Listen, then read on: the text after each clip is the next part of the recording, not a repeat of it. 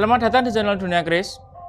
Keris yang akan kita bahas pada video kali ini tentunya cukup spesial karena keris ini memiliki tangguh jenggala, namun sedikit berbeda dari rata-rata tangguh jenggala.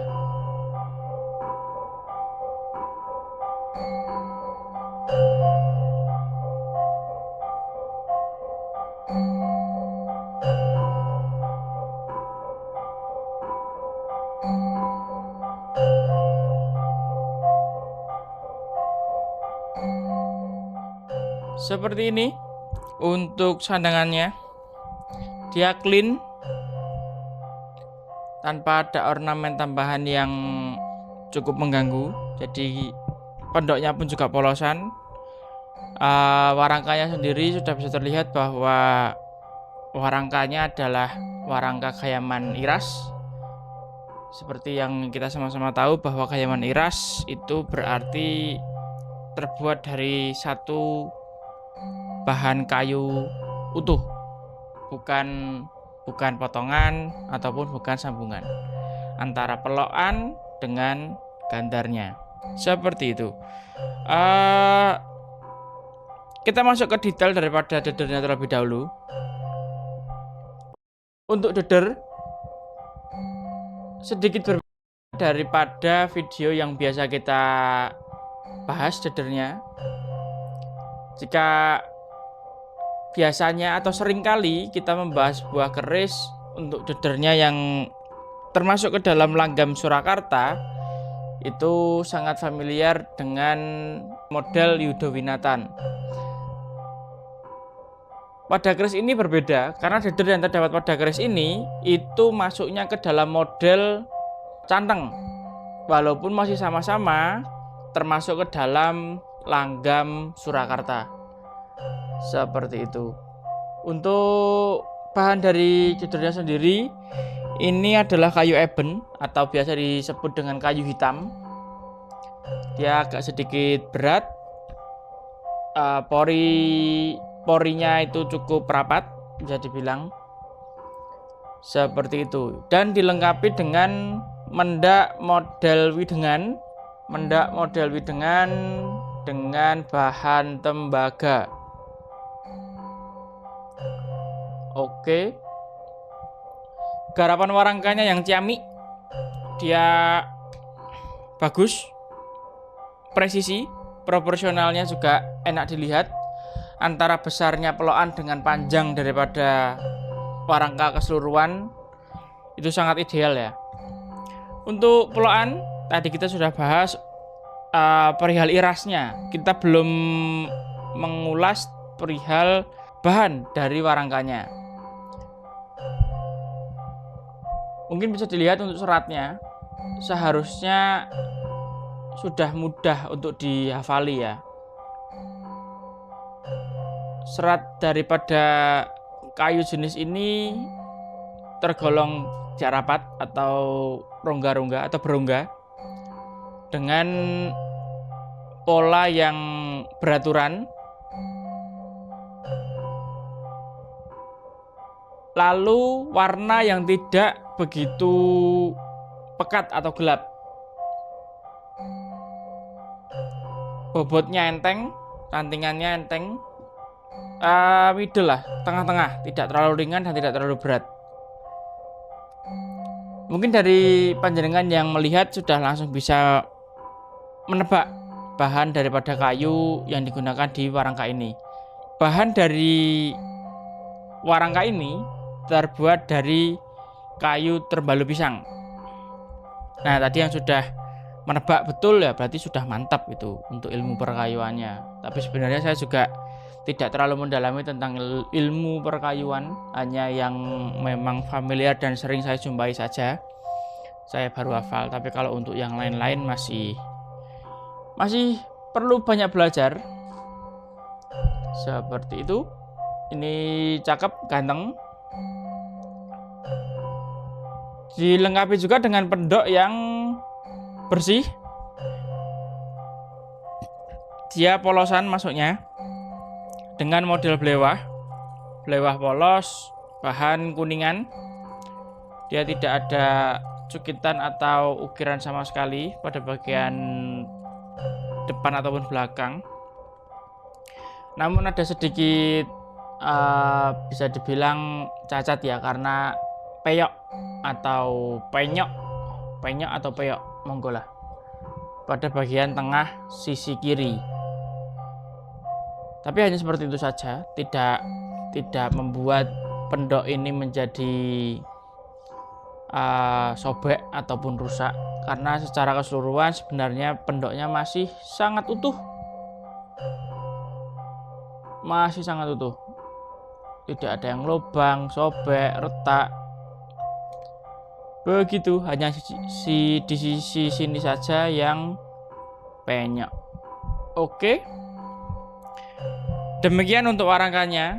Kita sudah bahas seperti biasa secara keseluruhan untuk sandangannya, mulai dari deder, mendak, warangka, dan juga pelengkapnya yaitu pendok.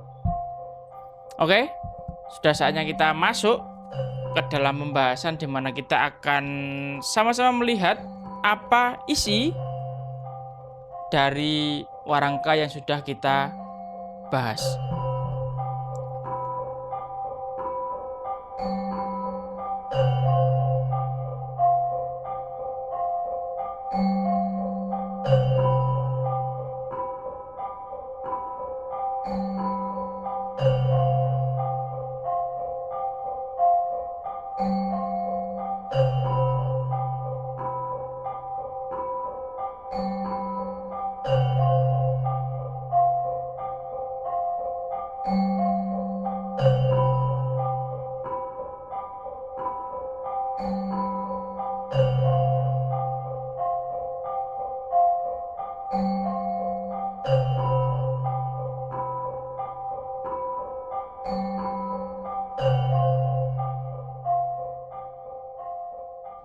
Sudah nampak jelas masuk ke dalam jenis keris lurus untuk keris yang kita bahas pada video kali ini. Mungkin dari layar panjenengan ada satu karakteristik yang mencolok ya. Mungkin panjenengan menyadari akan hal itu.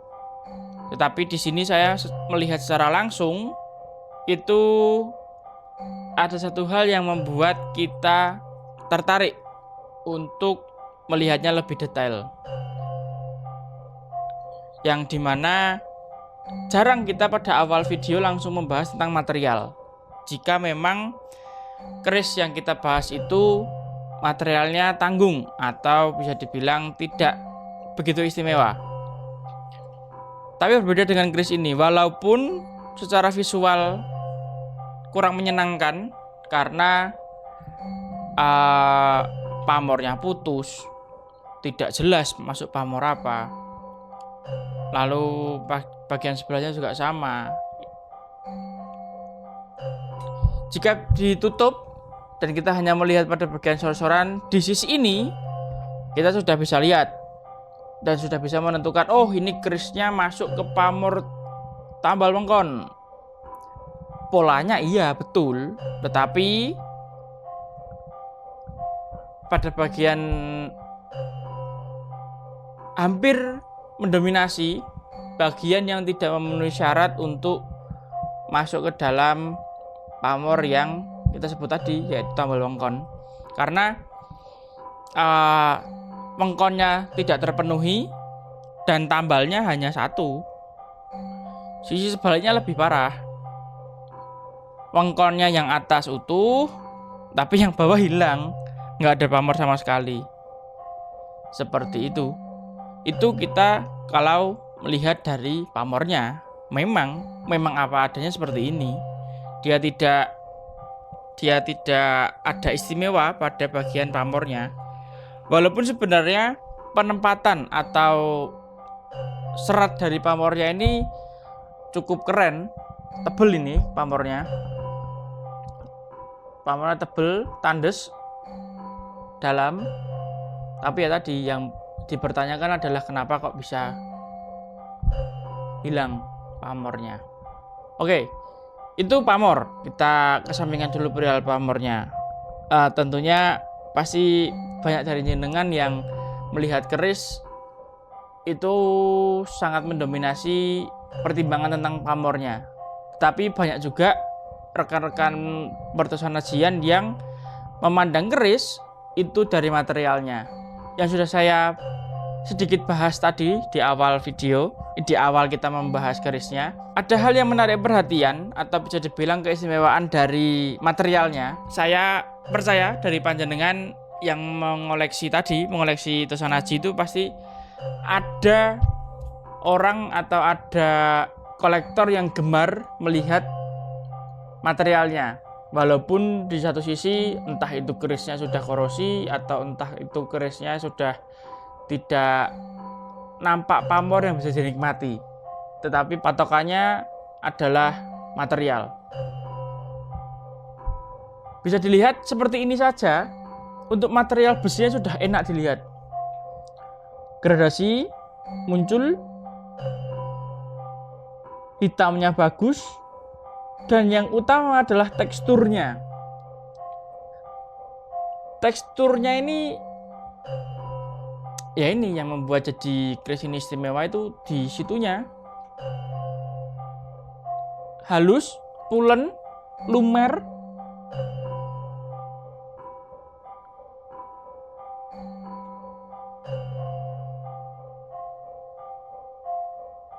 Tapi berbeda dengan di saat kita menanting atau kita memegang dan melihat secara langsung bilah pada Tangguh Mojopahit.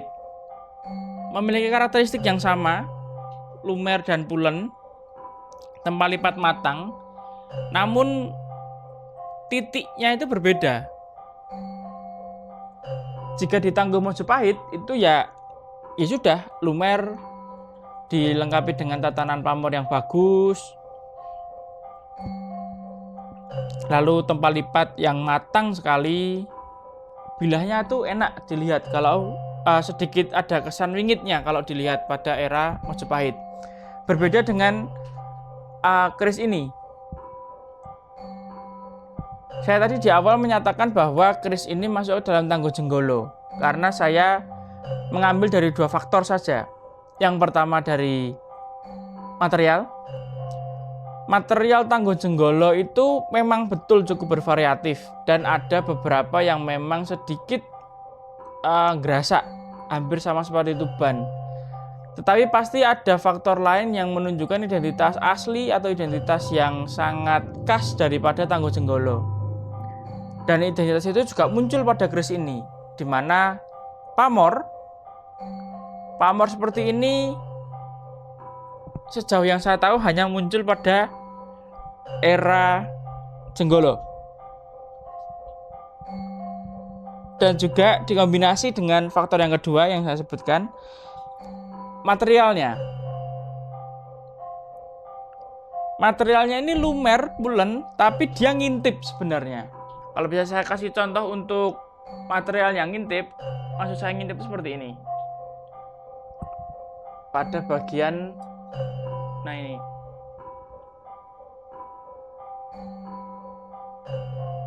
yang biasa muncul juga di era Mataram Senopaten awal,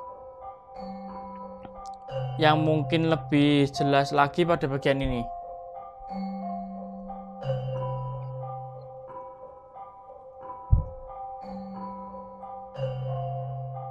Nah, itu ngintipnya kelihatan.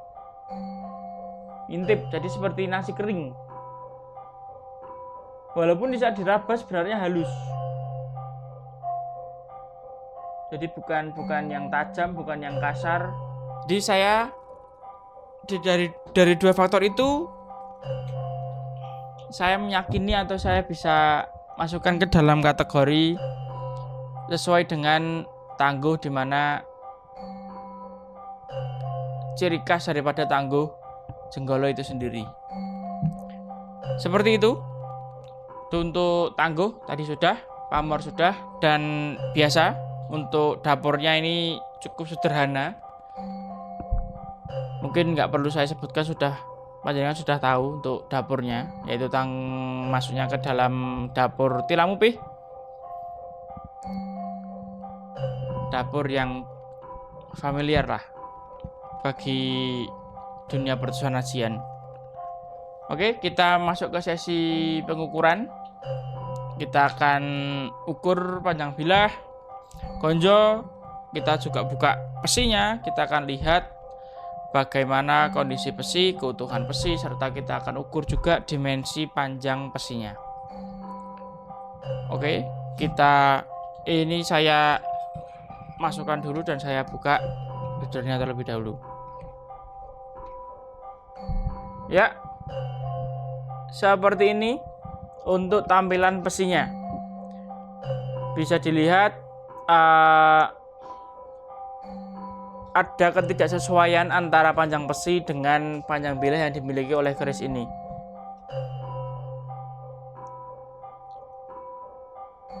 Oke, saya jabarkan saja ya. Untuk besi dari keris ini masuk ke dalam kategori besi serumbung. Jadi besi asli yang dilapisi oleh besi lain. Jadi pada bagian dalam serumbungannya ini itu masih ada besi aslinya. Jadi katakanlah ini besi, katakanlah ini besinya, lalu diserumbung dengan besi lain, seperti itu. Jadi nampak atau terkesan materialnya berbeda. Materialnya berbeda, lalu ukurannya juga berbeda.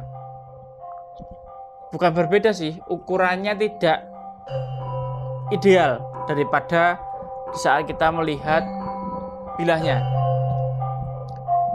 Begitu.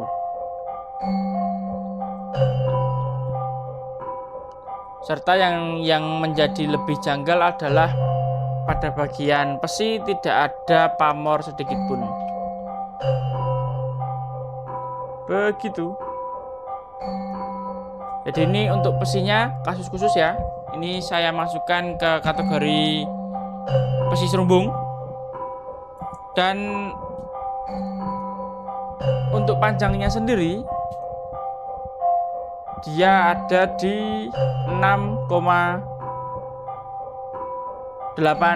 cm. 6,8 cm untuk ukuran besi dengan bilah yang bisa dibilang, nanti kita akan ukur juga untuk bilahnya, tetapi untuk penglihatan saya bilahnya pendek. Itu tidak ideal, cukup tidak ideal karena jika besi berada di panjang 6,8, 6,9 sampai 7, itu seharusnya minimal bilah pada keris ini itu di 36. Itu sudah paling minimal. Jadi kalau sudah besinya panjang sampai antara 6,5 sampai 7 cm, itu wajib si bilah kerisnya itu harus di minimal 36 cm. Ya kurang-kurang dikit nggak apa-apa lah, 35,5, 35,7 itu nggak masalah. Tapi kalau sudah di bawah 35 itu juga sama halnya dengan keris ini, menjadi janggal. Tapi bisa dilihat ya tadi ya, ini bukan sambungan tetapi serumbung. Jadi masih ada besi asli pada bagian dalam, entah itu sudah korosi atau entah itu untuk melindungi kondisi daripada besi aslinya. Tapi biasanya dari yang pengalaman saya, kalau diserumbung itu berarti besi aslinya sudah tipis. Oke, sudah saya rapikan untuk jodernya, dan ini akan kita ukur terlebih dahulu. Lalu selanjutnya kita akan masuk ke sesi pengolesan minyak. Ini saya ukur untuk bilahnya. Nah, ini bisa diperhatikan ya.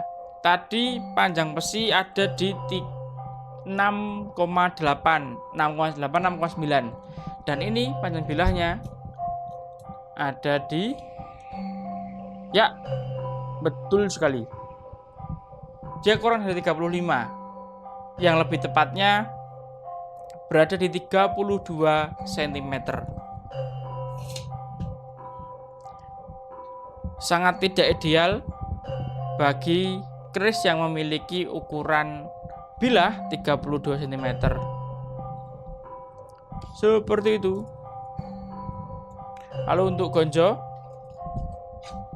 gonjonya sendiri dia berada di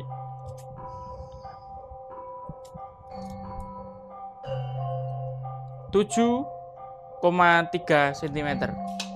Untuk gonjo berada di 7,3 cm. Begitu. Ini tadi secara keseluruhan. Jadi mulai dari dedel, bilahnya, dan sebentar lagi kita akan masuk ke dalam sesi pemberian minyak. Kita akan lihat dan akan kita bandingkan untuk material kondisi kering saat ini dengan material kondisi basah. Seperti itu. Ini saya tunjukkan dulu sekali lagi untuk kondisi bilah keringnya.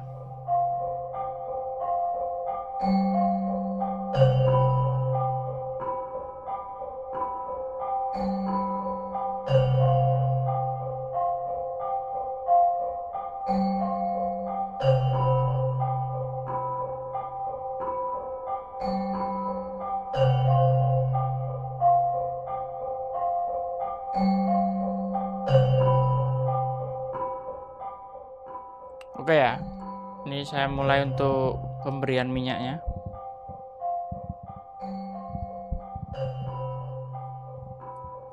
Dan nanti bisa sama-sama kita lihat, sama-sama kita saksikan perbedaannya atau perbandingan dari kondisi kering ke kondisi basah.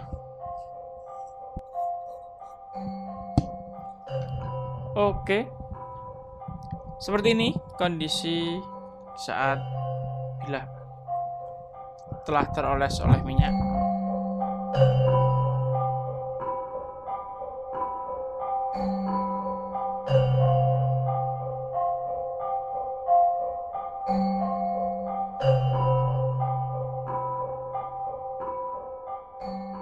Untuk gradasi besinya juga keluar.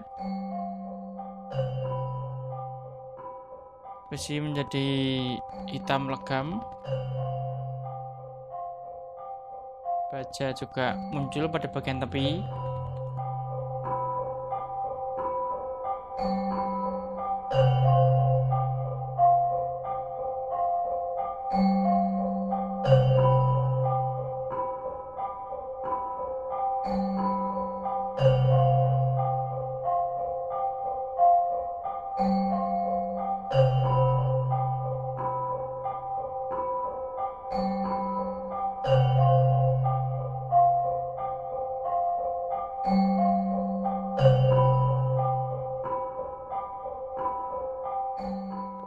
Oke, seperti itu. Kita sudah bahas lengkap. Sandangan sudah selesai, ujung sampai ujung. Lalu bentuk materialnya sudah, pamor sudah, tangguh sudah. Oke, mungkin cukup untuk video kali ini. Seperti biasa, bagi yang berminat dengan keris ini bisa hubungi saya atau bisa kunjungi website resmi daripada Dunia Keris, yaitu di www.duniakeris.com. Tentunya di sana juga ada beberapa pilihan pusaka yang siapa tahu pencarian panjenengan terhadap keris yang sedang jenengan cari-cari ada pada website Dunia Keris. Oke, sekian dari saya. Saya kira cukup dan saya ucapkan terima kasih yang sudah menonton dan sudah senantiasa mengikuti channel YouTube Dunia Keris.